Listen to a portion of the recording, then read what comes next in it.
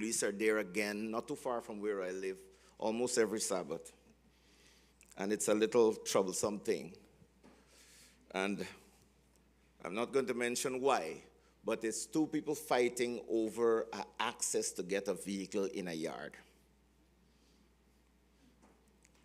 And there's a reason why it's happening on the Sabbath day, but we'll talk about that some other time. But one of the things that you marvel at is that people do not understand that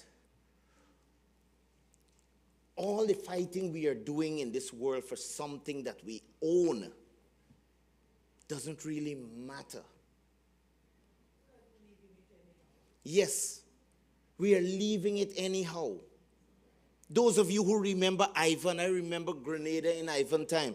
The richest person was begging you if you had a shirt to give him. The richest person was coming down, walking down in the village to see if you had some water, if you had something. The person living way up on the hill, well, this is Grenada, not Cayman, but high up on the hill, you go from miles around.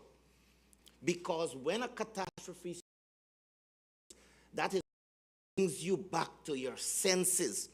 And even David in the Psalms says, he says, the Lord over earth. He is above all gods. Sometimes it says, I'm jumping around here. Yes, but sometimes it says, even the elements responds to God's voice. And we know that, right? We know the story of Peter walking on the water and all of that. But sometimes we get tragedies in our lives. Sometimes we get little storms in our lives that kind of shake us back into reality. Do you know that God gives the promise you as much as promised you? Nobody tell you they love you as much as God has. Nobody can be true in these lessons. Your testimonies are very sure. Faithful does not break promises.